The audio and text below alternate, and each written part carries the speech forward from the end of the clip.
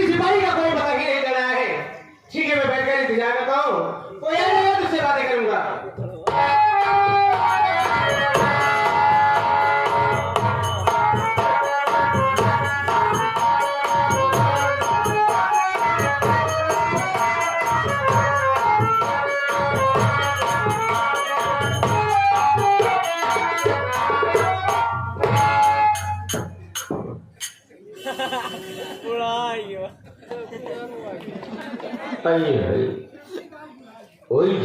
बताई बच्चों, आप सब न जानत होगा कि हम नाम हम नाम चौकीदार फरैया। हम अपने जिंदगी में आए हैं ऐसे बुढ़ाई के जरूर चिमुरा पकड़ ले। जब से हम बुढ़ाने आज हमारी उम्र ज्यादा नहीं, मात्र 95 साल के भी लवंडे तो वही। विश्वास कर बच्चों, आज हम 10 साल हुई के बूढ़ा गुजर गई। बूढ़ा जब से मरी ना, हम बूढ़ा की कृपा से भगवान के दया समरे दो बेटवा आई है। बड़के बेटवा तो शादी कर दी, अपने घर बहुत चौचक पटोलिया। ऐसे जब हमार पटोहिया 4 बजे थे लोटा पानी और डटोई ले पहुंचा तो विश्वास करा हमारे रूम फनफना गया था। ऐसे पटोहिया के देखते मान आई है शरीरियम का चमच गच हो जाए। आज हम ड्यूटी आई है तुम्हारे के पगार बहुत अपने पटोहू के ले जाओ, देख 3 पाव का धन बनवाऊ। चली साहब के लगे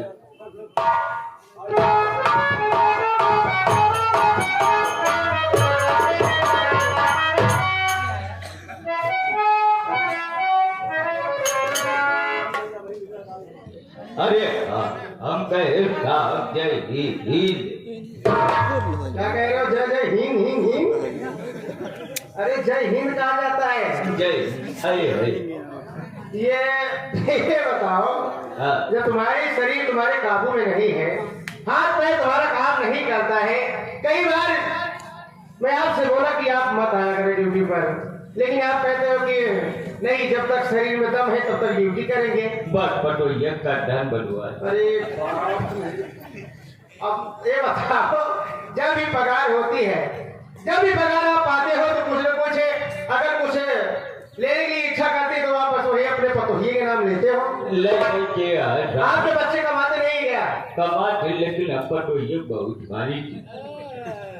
चलिए ठीक है, कोई बात नहीं है। अगर आप ड्यूटी पर आ गए हैं तो ये मेरा सही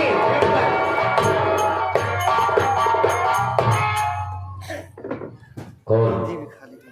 मनुष्य। ओ तो मैं देख रहा हूँ कि तुम मनुष्य हो, लेकिन यहाँ थाने में कैसे? थाने का करेगा? थाने का कौन है? हम चौकीदार है। चौकीदार? हमारे हाथों में मर्डर लिखा। तुम्हारे हाथ में मर्डर लिखा है? का काम से है? बोले बच्चों। इंस्पेक्टर साहब है? भूकाबा जी। कोतवाल साहब है? कोतवाल नहीं, बड़का साहब का मार दे तो बड़ी लहू फेंके लगे। ए बुड्ढे, अपनी उम्र पे ख्याल करो और बोलना सीखो। कसम पटोहू गुस्सा दिखवा। पटोहू? तुम्हारी बहू? कितनी बहू है तुम्हारे पास? कितनी बहू है? एक। ओ अब आई निकल मुका मार तो लहू फेंके लगा। ठीक है, मुझे साहब से मिलाओ। तो हमारे साथ आओ। चलो।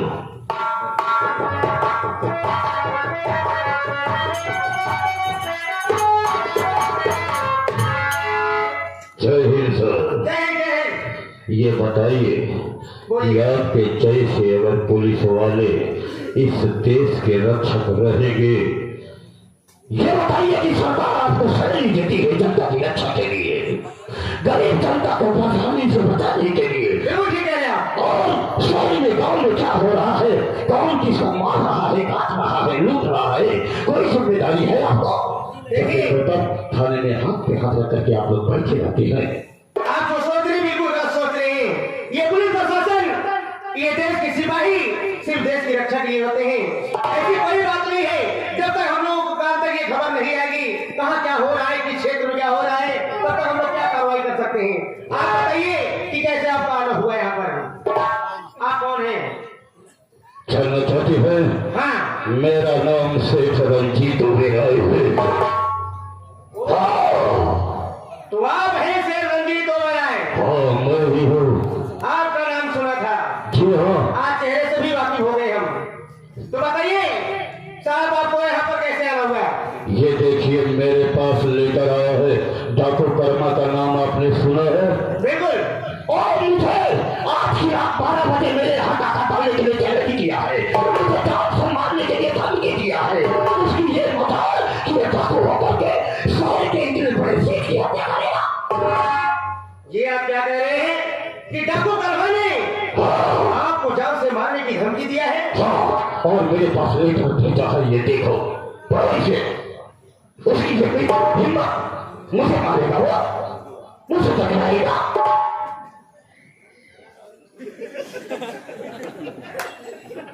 ठीक है और राय साहब आप टेंशन मत लीजिए, आप निश्चिंत रहिए। ये पुलिस प्रशासन आपके साथ है। भले ही डाकू कर्मा ने आपको धमकी दिया है मारने के लिए, लेकिन आपको बताइए आपकी जरूरत क्या है, आपको क्या चाहिए? बताइए। मुझे जान के लालच तो है, वो मुझे मारने के लिए 12 बजे रात आ रहा है। देखिए साहब, मैं इस शहर का एक सम्मानित इंसान हूँ। लोग मुझे देवता के रूप में मेरी पूजा करते हुए मैं जनता की रक्षा करता हूँ और मुझे कुछ होना नहीं चाहिए। तुम्हारे थाने में जितनी भी पुलिस हो, अगर कम हो तो बाहर से प्रशासन लगाओ। मेरी हवेली के चारों तरफ अपनी शासन को लगाओ ताकि मेरे डाकू कर्मा मेरे पास तक ना पहुंचे। आप क्या बात है? कहा था सावधान कमरे लाले पर के गोरी से अब काली पर। इसका डाकू कर्मा से क्या मतलब है? ये बताइए, एक तुम थाने के हवलदार हो कि चौकीदार हो? ये कौन है? चौकीदार है। इनको अभी तक रिटायर नहीं किया गया? मारा बाबा ही लहू पे गई लगी। इस रात से पटो कसम खा के बर्दाश्त करते। ओ भैया साहब आप यहाँ से जाइए, आप यहाँ से जाइए और निश्चिंत होकर के आप अपने हवेली में बैठिए।